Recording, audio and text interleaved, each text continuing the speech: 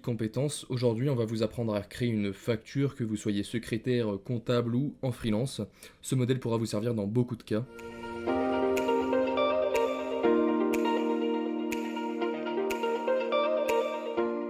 Donc on va commencer tout de suite. Voilà à quoi ça pourrait ressembler à la fin.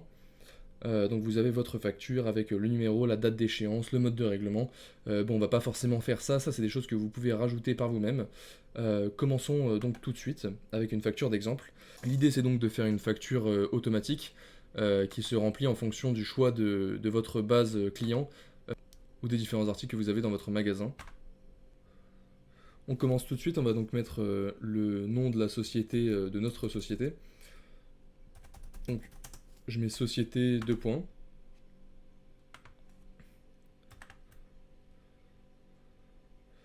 Vous allez pouvoir fusionner ces cases-là.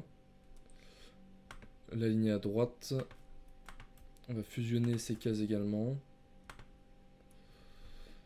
Ici, on va mettre l'adresse de la société. Ici, on va pouvoir mettre le numéro de téléphone et le mail. Donc numéro ou tel tout simplement, ce sera plus simple. Et ici, on va mettre le mail. Donc je ne vais pas les mettre pour des raisons évidentes, mais vous pourrez les remplir selon bon vous semble. Et vous pouvez aussi ajouter évidemment, si vous êtes en freelance, et même dans d'autres cas, le sirène de l'entreprise émettrice de la facture. Hop, on aligne tout ça à droite, et on va pouvoir faire un petit tableau comme ça directement.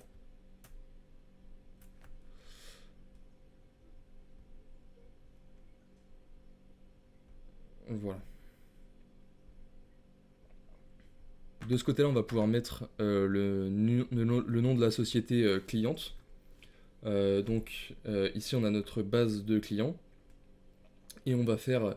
bon, j'ai pas fait de tableau, j'ai vraiment mis à l'arrache. Mais dans l'idéal, vous aurez votre petit tableau, évidemment. Voilà. Ici, donc, pour choisir le nom du client, on va tout d'abord refusionner ces cellules-là, 4 cellules. Et pour choisir le nom du client, on va pouvoir faire une liste déroulante. Pour faire une liste déroulante et aller chercher le nom de votre client parmi tous ceux que vous avez dans votre base de données, vous allez dans votre cellule, vous allez dans Données, vous faites Validation des données, c'est la petite case qu'il y a ici. Dans Autoriser, vous allez cliquer sur Liste. Et dans la source, vous allez pouvoir sélectionner tous vos clients. Et faire OK. Ici, vous pouvez donc directement sélectionner votre client. Admettons que ce soit Orange, voilà. On va d'abord aligner le texte à gauche. Et voilà. Donc ici, vous allez pouvoir choisir votre client. Une fois que si vous voulez donc agrandir la base de données client, il faudra tout simplement sélectionner toute la colonne. Ce qui donnera exactement la même chose. Maintenant, on va pouvoir mettre l'adresse de l'entreprise. Pour sélectionner automatiquement l'adresse de l'entreprise, vous allez dans la case et on va utiliser la fonction recherche V. Recherche V. Ce qu'on veut en valeur cherchée, c'est donc le nom de l'entreprise cliente. Point virgule. On va pouvoir aller chercher la table des matrices, donc le tableau des données qu'on veut. Voilà. Point virgule. On va pouvoir ici sélectionner le numéro de la colonne. Donc le numéro de la colonne de l'adresse ici, c'est la 3e colonne. Donc on va mettre 3.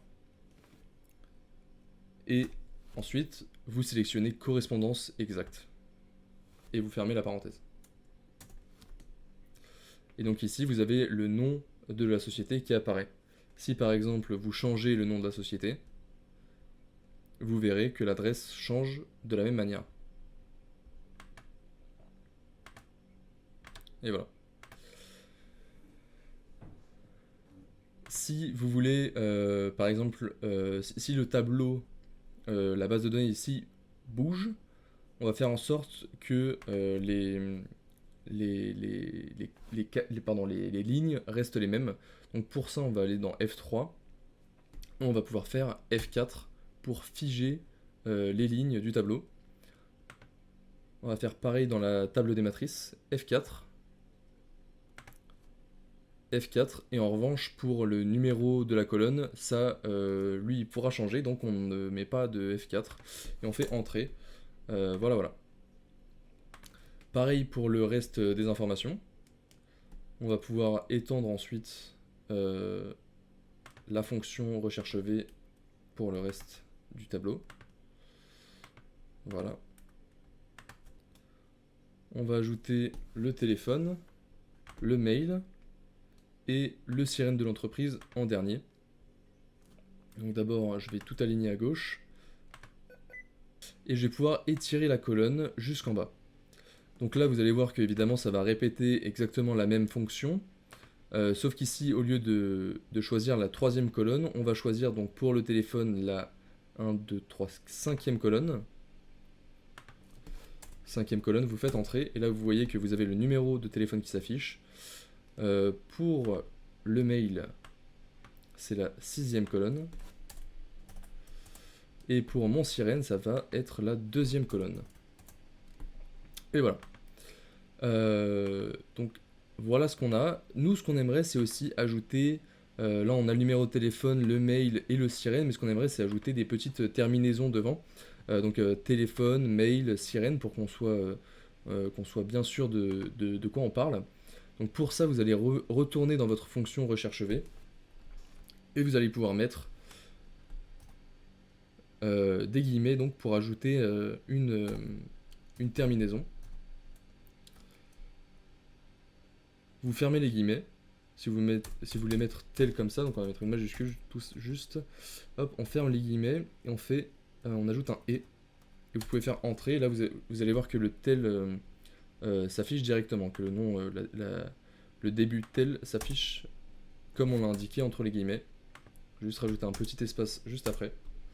Et vous pouvez faire entrer. Pareil pour le reste, vous pouvez mettre mail entre guillemets avec 2 points, fermer les parenthèses et entrer. Et voilà. Maintenant, dès que vous sélectionnez une autre entreprise, tout va se mettre à jour automatiquement. Maintenant, ce qu'on va pouvoir faire, c'est pour la facture, ajouter un numéro de facture. Pardon, une date tout court, une date d'échéance ensuite.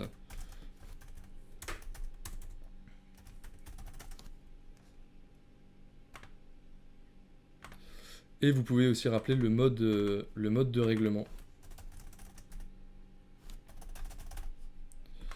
Juste ici, vous allez pouvoir fusionner ces différentes cases.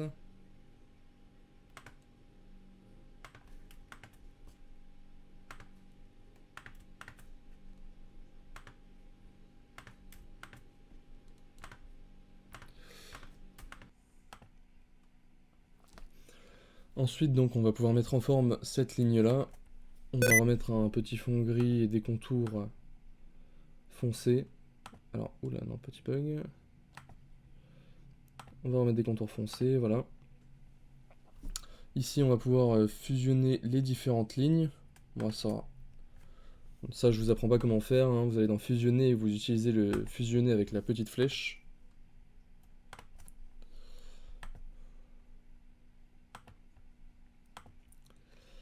Et ici, dans référence, on va pouvoir réutiliser la validation des données.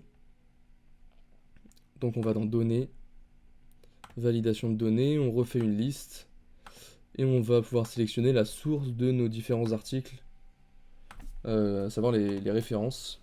On fait OK. Et vous avez donc vos différentes références que vous pouvez tirer jusque là.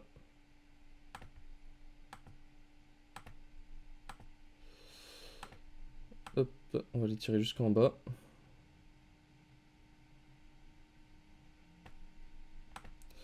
Voilà, et on va juste enlever ces petites mises en forme. Enlever les gros traits. Et ici donc vous allez pouvoir sélectionner à chaque fois votre référence. Maintenant pour la description, on va pouvoir utiliser la recherche V comme tout à l'heure pour l'entreprise cliente. On va donc faire égal recherche V.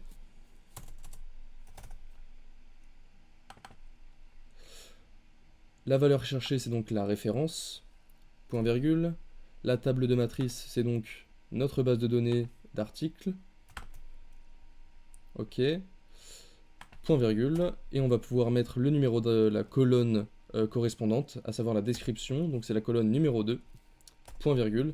Et on n'oublie pas de sélectionner correspondance exacte. Vous fermez la parenthèse et vous faites entrer. Et donc là, vous voyez que en fonction de la référence que vous allez choisir, la description changera à son tour. On va pouvoir figer le tableau avec F4. Donc voilà, colonne et ligne, vous les figez. Vous faites entrer. Et donc là, vous avez votre référence qui va s'adapter aux descriptions. On va pouvoir tirer jusqu'en bas la ligne. Voilà. On va juste mettre en forme, encore une fois, ces différentes colonnes. Ces différentes lignes, pardon. Et là, quand vous sélectionnez une référence, vous aurez donc la description qui s'adapte en fonction. Bon, par contre, vous avez le petit NAI qui s'affiche, et on voudrait qu'il ne s'affiche pas, parce que ça ferait quand même plus joli, plus propre. Donc dans la description, on va utiliser la fonction si pour afficher une colonne vide, si la colonne de référence est elle aussi vide. Donc on utilise la fonction si, ouvrez la parenthèse. Si donc cette case-là est égale à rien du tout, donc vide, point virgule, on affiche rien du tout. Point virgule, on peut fermer la parenthèse au bout et faire entrer. Voilà. Et donc là, on va pouvoir tirer cette colonne jusqu'en bas, et si la référence est vide, la description sera aussi vide. On va pouvoir mettre en forme tout ça. Hop. Je remets une ligne comme ceci. Voilà. Et donc là, si vous sélectionnez une référence, la description s'adapte aussi, tout simplement. On va pouvoir faire exactement la même chose pour la TVA et pour le montant hors taxe. Donc ici, on réutilise la fonction recherche V. Recherche V. Et on va même pouvoir en fait directement copier-coller la description, la colonne de la description. On copie-colle cette fonction sur cette case. Alors, hop là. Juste ici, voilà. En revanche, au lieu de sélectionner la colonne 2, on va sélectionner, alors c'est la colonne prix hors taxe, c'est la colonne 3, donc on va mettre colonne 3 et faire entrer. Et donc là, vous avez le prix hors taxe qui va s'afficher directement. Et on va pouvoir tirer la colonne jusqu'en bas. Voilà. Et là, vous aurez donc le prix hors taxe qui s'affiche à chaque fois et qui ne s'affiche pas si la référence est vide. Pareil pour la TVA, on va encore une fois copier-coller cette fonction. Hop, vous faites CTRL A pour ceux qui ne savent pas, pour sélectionner l'entièreté de la ligne. Hop là. Vous allez dans TVA et vous faites copier-coller. Et la TVA, c'est la 4e colonne. Donc on change le numéro d'index et on fait entrer. Et là, vous allez pouvoir tirer également cette colonne jusqu'en bas. Et voilà. En revanche, la TVA, on voudrait que ça s'affiche en pourcentage. Donc on va sélectionner toute la colonne. Vous allez pouvoir faire clic droit. Hop là, clic droit, format de la cellule. Et aller dans pourcentage. Nombre de décimales, on n'en met pas, il n'y en a pas besoin. Et vous faites OK. Voilà. Et donc là, vous avez la TVA en pourcentage. Le montant hors taxe maintenant, comment faire? Eh bien, c'est simple. Le montant hors taxe, il est égal tout simplement au prix hors taxe fois la quantité d'articles qu'il y a. Donc on va faire égal le montant hors taxe fois, avec l'étoile, la quantité, et vous faites entrer. Donc là, évidemment, il vous affiche 0. vous allez pouvoir tirer jusqu'en bas. Alors là, il y a un petit problème parce que, évidemment, il n'y a pas la valeur, il n'y a pas la fonction si. Donc on va retourner ici, on va réutiliser la fonction si. On ouvre la parenthèse. Donc si donc cette colonne est vide est égale vide, on affiche du vide. Sinon, point virgule, on affiche le prix. Vous tirez jusqu'en bas. Hop là, mince. Vous tirez ça jusqu'en bas. Et voilà, tout simplement. Et donc là, une fois que vous allez mettre votre quantité, votre montant hors taxe s'affichera. Et on va pouvoir sélectionner donc cette colonne pour la mettre en euros. Toujours format de la cellule. Monétaire. On n'a pas besoin de décimale en l'occurrence, donc je n'en mets pas. On fait OK. Pareil pour le prix acheté, on va le mettre en euros aussi, pour que ce soit plus clair. Format de la cellule. Monétaire. Sans décimale. OK. Et voilà. Et donc là, vous allez pouvoir tout simplement mettre un peu en forme tout ça. On va ajouter des lignes. On va sélectionner une bordure fine. Hop là, mince. La bordure fine. Voilà.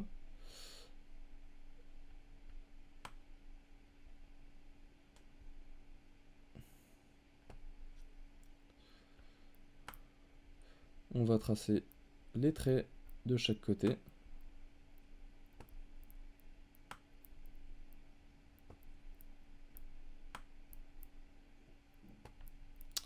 Et voilà.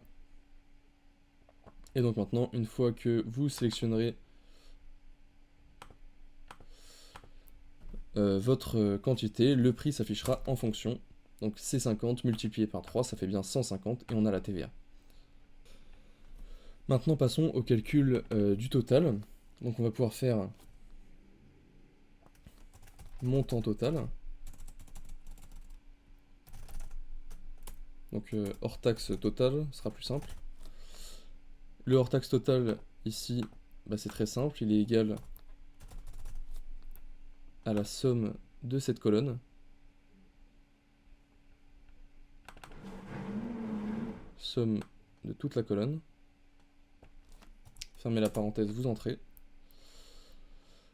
Et on va calculer aussi la TVA totale. Et donc le montant TTC ensuite. Pour le calcul de la TVA, on va d'abord calculer la TVA à 20%. Et ensuite la TVA à 10%. Pour la TVA à 20%, eh bien on va utiliser la fonction somme-si. Donc somme.si. On n'oublie pas le égal évidemment, sinon ça ne marche pas. Somme-si. Ici on va sélectionner la plage, donc la TVA. Hop là, on sélectionne correctement, sinon ça ne le fait pas non plus.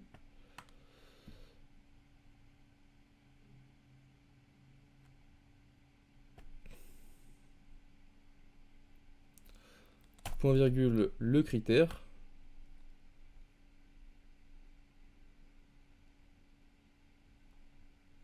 Vous sélectionnez donc les montants hors taxe.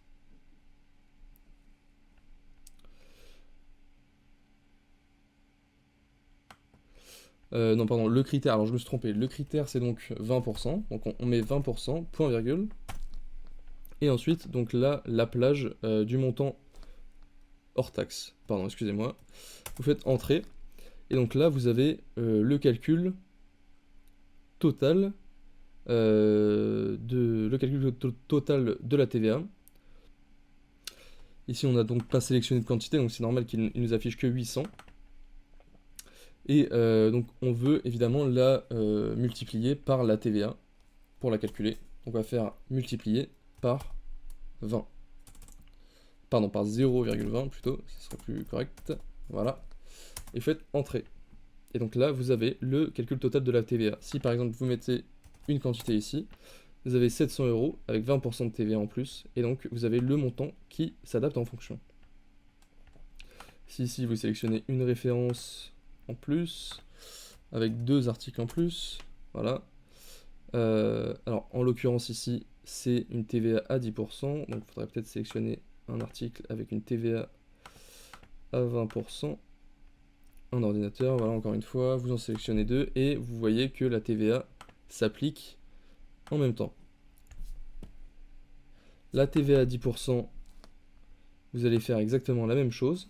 Donc vous pouvez copier-coller cette cellule juste ici. Hop là, excusez-moi. Voilà. Sauf qu'au lieu de dire 20%, le critère sera 10%, multiplié par la TVA. Et voilà.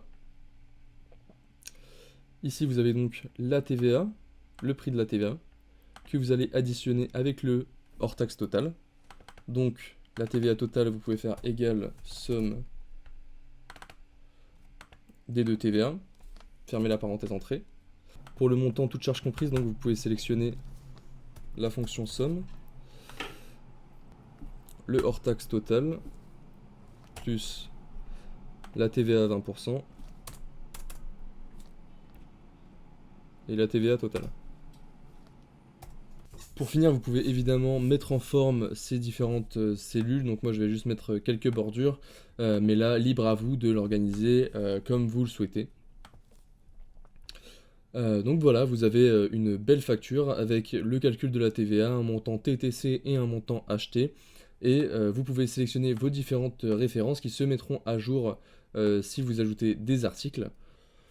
Donc c'est tout pour ce tuto, merci de l'avoir suivi. Si vous voulez aller plus loin dans l'apprentissage des logiciels bureautiques, notamment Excel, et en faire de réelles compétences professionnelles, rendez-vous sur clic-compétences.fr où vous aurez l'occasion de découvrir de multiples formations professionnalisantes, également accessibles grâce à votre CPF.